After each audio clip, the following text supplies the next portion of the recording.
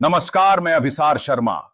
सत्ता की गलियों में सौदे हो रहे हैं, जनता के सपनों के धागे टूट रहे हैं। जो नेता बिक गए हैं, चंद सिक्कों के लिए वक्त लिखेगा, उनका नाम गद्दारों के लिए। दोस्तों, आज का दिन कोई साधारण दिन नहीं है। आज उपराष्ट्रपति का चुनाव है और इसके पीछे इतना बड़ा खेल चल रहा है कि अगर आप ध्यान से सुनेंगे तो आपको समझ आएगा कि लोकतंत्र का नाम लेकर यहां तानाशाही का खेल खेला जा रहा है। अब जरा देखिए, इस गोदी मीडिया को जिसे सच दिखाना था, वह आज मोदी का झंडा उठाकर घोड़ा बन गया है। सुबह से टीवी खुली है, हर चैनल पर सिर्फ एक ही बात, मोदी अजेय है, मोदी के लिए सब तैयार है, मोदी का जादू है। अरे भाई, अगर इतना ही भरोसा है तो फिर सांसदों को धमकाने के लिए अमित शाह ने फोन क्यों किए, ईडी सीबीआई की छापेमारी क्यों होती है? यह गोदी मीडिया तो अब दलालों का मुंह बन चुका है। चाटुकारिता की हद देखिए। मोदी संसद में चुप बैठे हों या विदेश भागे हों, मीडिया फिर भी कहेगा मोदी ने मास्टर स्ट्रोक खेला। लेकिन असलियत यह है कि मास्टर स्ट्रोक सिर्फ मीडिया की स्क्रिप्ट में है। जमीनी हकीकत में मोदी की सत्ता की नींव हिल चुकी है। बेरोजगारी चरम पर है, किसान आत्महत्या कर रहे हैं, युवाओं का भविष्य अंधेरे में है और उद्योगपति अदानी अंबानी अरबों कमा रहे हैं। यही है मोदी का न्यू इंडिया, जहां जनता भूखी है और गिने चुने अमीर सत्ता पर राज कर रहे हैं। अब जरा नजर डालिए नीतीश कुमार पर। ये वही नीतीश हैं जिन्हें लोग गिरगिट कहते हैं, लेकिन गिरगिट भी उनसे कम ही रंग बदलता है। कभी राहुल गांधी की गोद में बैठते हैं, कभी मोदी के पैरों में गिरते हैं। असल में नीतीश दलाली की नई परिभाषा है। सत्ता की गंध पाते ही पलटी मारते हैं और आज फिर मोदी के पाले में खड़े होकर लोकतंत्र की आत्मा का सौदा कर चुके हैं। बिहार की जनता बेरोजगारी और गरीबी से कराह रही है और उनके मुख्यमंत्री दिल्ली में बैठकर डील कर रहे हैं। यही है असली गद्दारी, यही है असली दलाली। और चंद्रबाबू नायडू, भाई ये तो किंग मेकर बनने का शौक रखते हैं, लेकिन असल में इनकी राजनीति सौदेबाजी से भरी है। जब तक फायदा दिखता है तब तक विपक्ष में रहते हैं और जैसे ही मोदी की ओर से चमकता ऑफर आता है वहीं गिर जाते हैं। आज जो क्रॉस वोटिंग की चर्चा है उसमें सबसे बड़ा नाम नायडू का ही है। सवाल यह है कि जो नेता बार बार अपना स्टैंड बेच देता है, उस पर लोकतंत्र का बोझा कैसे छोड़ा जा सकता है? गोदी मीडिया इन सब खेलों को जनता के सामने क्यों नहीं लाता? क्योंकि उनके कैमरों की बैटरी मोदी के चंदे से चलती है, उनके माइक की आवाज अंबानी अदानी के पैसों से निकलती है। यही कारण है कि सुबह से सोशल मीडिया पर मोदी जीतेंगे ट्रेंड कराया जा रहा है, जबकि वोटिंग पूरी भी नहीं हुई। अरे भाई, यह चुनाव है या पहले से लिखी हुई पटकथा? मीडिया बिक गया, सच्चाई दब गई, जनता भूखी रही, सत्ता हंस पड़ी। जो कलम थी कभी क्रांति की आवाज, आज वही बन गई तानाशाह की गुलाम। दोस्तों, आज का दिन भारतीय लोकतंत्र के इतिहास में एक और काला अध्याय लिख रहा है। उपराष्ट्रपति का चुनाव हो रहा है, लेकिन सवाल यह है कि क्या यह चुनाव वाकई लोकतंत्र का उत्सव है या यह पहले से लिखी हुई पटकथा है जिससे मोदी और अमित शाह अपनी मर्जी के हिसाब से वंचित करवा रहे हैं? सोचिए, राहुल गांधी के जिन साथी सांसद जो कभी न्याय की कुर्सी पर बैठे थे, जो पूर्व जज रह चुके हैं, जिनकी पहचान ईमानदारी और न्यायप्रियता से है, उन्हें कांग्रेस ने मैदान में उतारा है। यह कोई साधारण प्रत्याशी नहीं है, यह प्रतीक है उस न्याय की उम्मीद के जिसकी हत्या बार बार संसद में की जा रही है। अब जरा ध्यान दीजिए ओवैसी पर। यह सच है कि ओवैसी किसी की पार्टी में शामिल नहीं हुए, उनकी अपनी पार्टी है। और जब ओवैसी कहते हैं कि वह राहुल गांधी के पक्ष में जाएंगे तो सत्ता के गलियारों में डर की घंटी बजती है। क्यों? क्योंकि ओवैसी का नाम सत्ता हमेशा वोट काटने के लिए इस्तेमाल करती आई है। लेकिन जब वही ओवैसी कहें कि वह राहुल गांधी की तरफ झुक सकते हैं तो मोदी शाह की पूरी रणनीति बिखर जाती है। यह वही बिंदु है जहां से सत्ता की बेचैनी खुलकर सामने आती है। अब सुनिए असली खेल। दिल्ली के गलियारों में यह चर्चा आम है कि पिछले 24 घंटे से कांग्रेस के सांसदों के फोन लगातार बज रहे हैं। कभी हैप्पी बर्थडे कहकर दोस्ती जताई जा रही है, कभी भाई समर्थन कर दो की गुहार लग रही है और कभी सीधे पैसे की पेशकश की जा रही है। जी हां, सत्ता इस स्तर तक गिर चुकी है कि लोकतंत्र का वोट अब सौदेबाजी का माल बन चुका है। कितने वीडियो आपने देखे होंगे, एक एक वीडियो में सांसदों को दबाव में लाया जा रहा है, धमकाया जा रहा है। कुछ वीडियो वायरल हुए, लेकिन जो लाखों वीडियो छिपे पड़े हैं, जो जनता तक नहीं पहुंचाए गए, उनका हिसाब कौन देगा? यह लोकतंत्र है या खुली मंडी?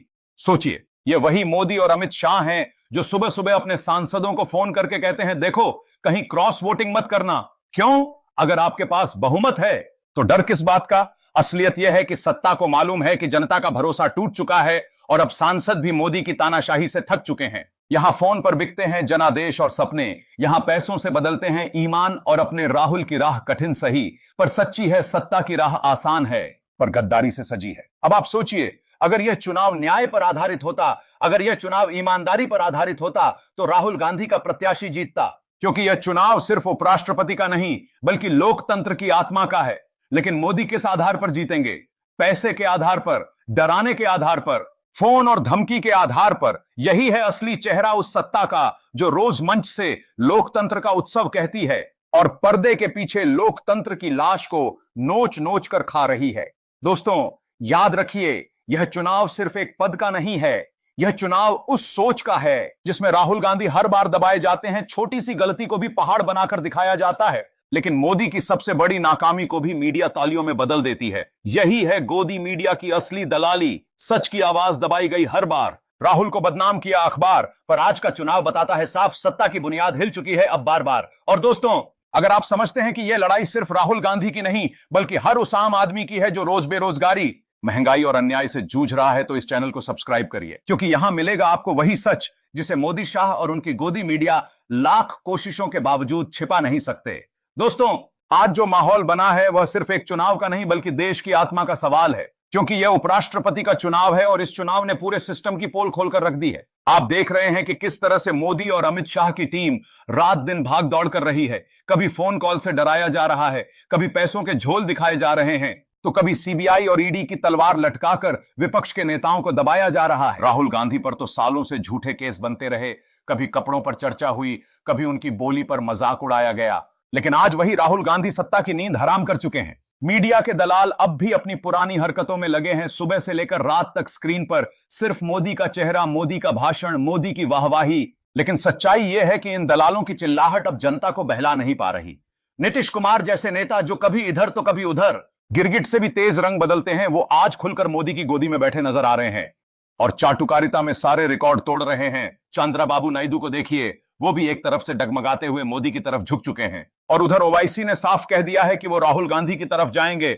यह अपने आप में बड़ा झटका है सत्ता पक्ष के लिए। अब सवाल यह नहीं है कि चुनाव में कौन जीतेगा, सवाल यह है कि अगर इस बार भी लोकतंत्र की आवाज को दबाया गया, वोटों की चोरी की गई और मीडिया ने फिर से झूठ का पुलिंदा बेचा, तो इस देश की जनता का भरोसा आखिर कहां जाएगा। यही वजह है दोस्तों कि हम बार बार कह रहे हैं, जरा ठहरिए, जरा समझिए, यह चुनाव सिर्फ उपराष्ट्रपति का नहीं बल्कि लोकतंत्र की आत्मा का चुनाव है। दोस्तों, अब आप थामिए अपनी सांस और समझिए, अगर उपराष्ट्रपति का चुनाव लोकतंत्र की तलवार है, तो सत्ता और उसके दलाल मीडिया की धुलाई इसी तलवार से हो रही है।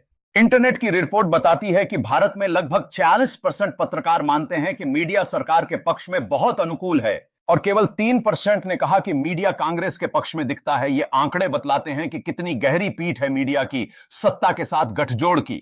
अब तय करिए, ऐसी खामोशी में सच कैसे बच पाएगा। एनडीटीवी जैसे प्रतिष्ठित न्यूज चैनल पर अडानी अंबानी जैसे उद्योगपति का कब्जा हो चुका है। सत्ता की रुपए की खुशबू ने वहां भी स्वतंत्रता की हवा उड़ा दी है। टाइम गोदी मीडिया यही नहीं बल्कि लोकतंत्र की आखिरी उम्मीद को कुचलने में जुटा हुआ है, जिसे सच कहने का हक है उसी पर दबाव। मोदी जिस तरह से मीडिया से सीधे भिड़ते हैं, प्रेस कॉन्फ्रेंस से बचते हैं और केवल चाटुकारों के सवालों का जवाब देना पसंद करते हैं, वह प्रेस फ्रीडम को कुर्सी की तरह छोड़कर दूर भाग रहा है। सिपाही नहीं बल्कि सत्ता का गुलाम बन चुका है।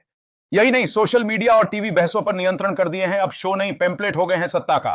टैग इस्तेमाल कर सोशल मीडिया ट्रेंड करवाया जाता है। यह गठजोड़ लोकतंत्र का स्तर कम करके शक्तिशाली कर रहा है। अब बात राहुल गांधी की, उनके साथ जहन में याद रहे कि सत्ता की वो दीवार जो मीडिया ने खड़ी की थी, उन्होंने हर बयान से दरक दिया, लेकिन मीडिया छोटी सी गलती पर उसमें ग्रहण लगा देता है।